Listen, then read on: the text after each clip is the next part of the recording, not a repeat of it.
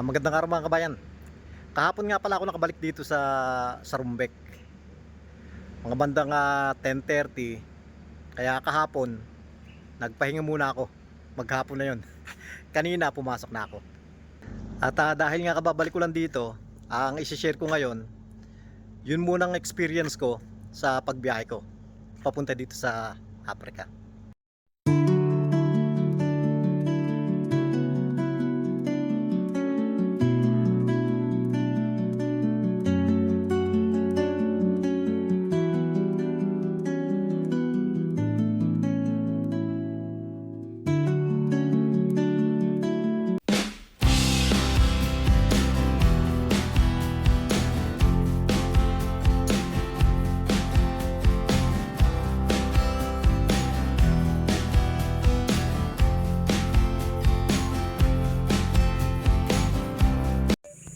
August na yung flight ko pabalik ng Africa. Kaya alas 6 pa lang ng umaga, nagbiyahe na kami mula Abra pa Manila.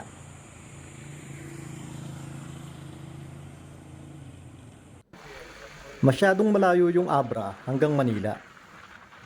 Kaya nga lang kami nagdadala ng sasakyan para makadaan din kami doon sa Bulacan. Doon sa family ko.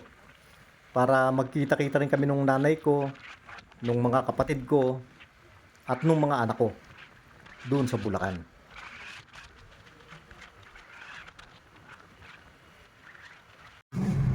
At nadaanan din namin doon sa may La Union yung lugar na napinsala ng bagyo.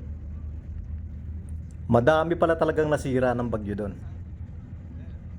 Meron nga mga puno na nabuwal mismo.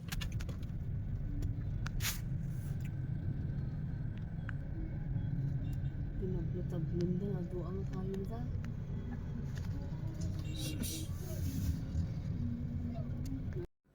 Bago pumunta ng airport, dumadaan muna kami sa Bukawi. Ito pala yung apo kong babae, si Bernice. Hello Bernice. Bakit mahihiyain ka? Tingin ka dun oh. Hihiya ka? Hihiya ka kay Lolo? Ha? Kailan ba birthday mo? August 20? Lapit na no? May handa ka? Invite mo si Lolo? Hingin pamasahe. Ito nga pala si Jonathan. Ito yung pangalawang anak ko. Tatlo, magkakapit para Hello anak, kumusta dito? Okay lang po, binaba pa din. ano yung buhok mo, nakasabog. Madalas bang buma? Oo. Ito pag gahitay naman po, Ang nalabasan yung po buhok lagi. mo, ayaw mo patalian kay Manny. Ito nga pala, pamangkin ni Nas. Pamangkin mo siya. Si Nas, tito mo yan, tito. Ito, nice.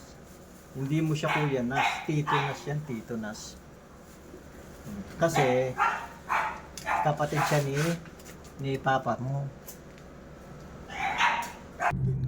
2 oras lang kami sa Bukawi. At pagkatapos, dumiretso na kami sa airport. Sakto lang naman yung dating namin sa airport dahil kakabukas lang para dun sa pag-check-in. Boarding na kami. Yung mga pasaherong galing ng Manila, konti lang. Pero pagdating doon sa may Hong Kong, napuno na yung aeroplano na yan. Sa Bole Airport naman, sa Addis Ababa, sasakay muna ng bus pagbaba ng eroplano.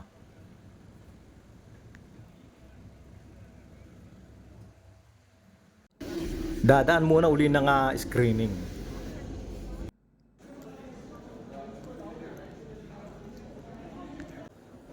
Dito yung screening nila. At paglampas dito, malapit na yung sa mga susunod na mga gates.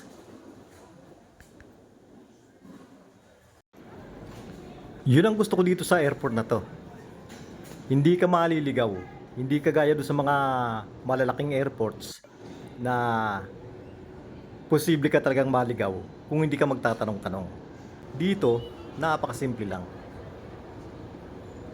Pag-akyat mo ng escalator, marami na silang mga monitor na ganyan. Kaya pwede mo nang i-check kung saan yung susunod mong gate. Gaya niyan. Ayan yung sa amin. At mula dito, madali mo nang mahahanap kung saan yung susunod mong gate.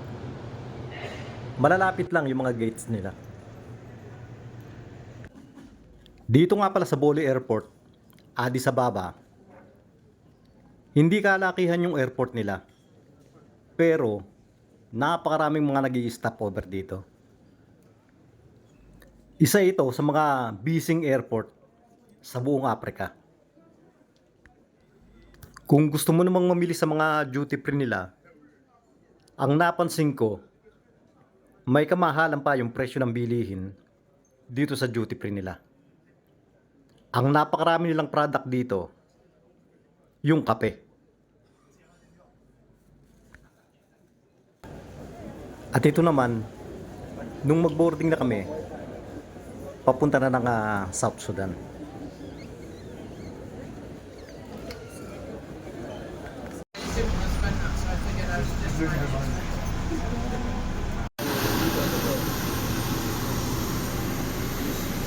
Bumalik po dito sa loob. Muuulan eh. Nakapila kami sa labas lang.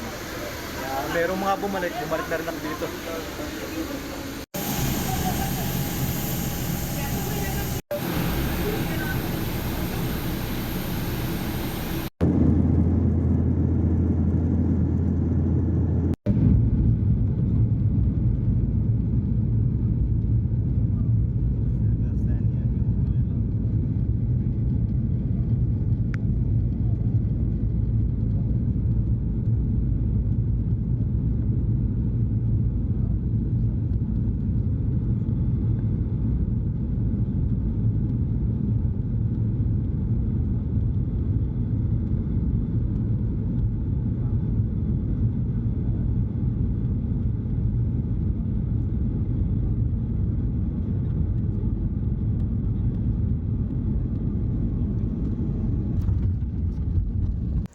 Ngayon nga pala, flight ko na pabalik ng Rumbek. Kaya itong oras na to, medyo maaga pa. Mag-alas 6 pa lang. Hinihintay ko yung service namin eh. Tinawagan na ako ng driver, sabi, papunta na daw siya. Sa capital city pa to. Ganito pa lang din ang itsura. Ito naman yung international airport nila. Yan yung bagahe ko, yung kulay blue. Ang airport nga pala nila dito, sarado pagkagabi. Nagbubukas lang sila alas 6:30 ng umaga. Ganito ang sitwasyon ng airport nila dito. Maliit lang at pipila ka lang sa labas hanggat hindi pa tinatawag yung sa flight nyo.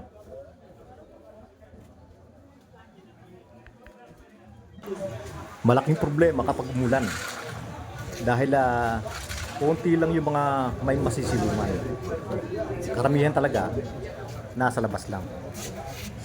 At magtatawag lang sila kung anong flight yung papapasukin na. Wow. Wow.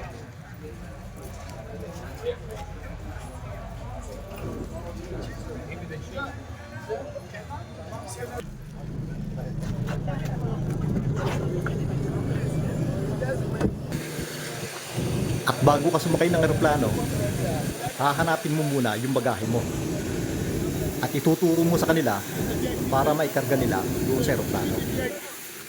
Para sigurado ka nga naman na nandun yung bagahe mo. Take off namin sa capital city. Mapapansin nyo yung lugar dyan, hindi pa talaga sila well-developed na bansa. Dahil sa capital city pa yan. Pero tingnan nyo yung lugar. Ganyan pa lang. Pero meron na rin naman silang mga ilang lugar na merong mga building na rin. Pero hindi pa ganun karami. Ito naman yung Nile River. Napakalaki niyang ilog na yan at mahaba.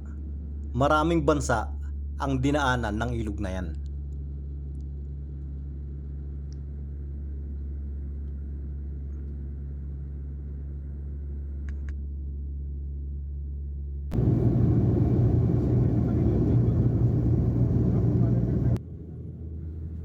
At ito naman, yung paglanding namin dito na sa Rumbek.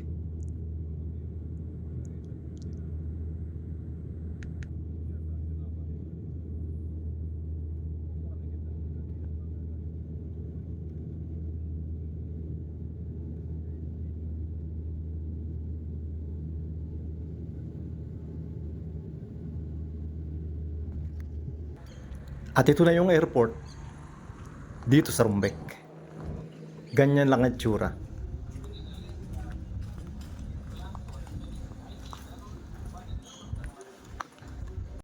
Narito na uli ako sa bahay ko dito. Ayan. Dinala ko muna yung mga bagahe ko. Pero hindi ko pa nakukuha yung susi. Kaya pupunta muna ako sa admin. Tinanong ko naman yung cleaner. Wala naman daw tao ngayon dun sa kwarto ko. Pag nasa bakasyon kasi kami, pinaparentahan din yan.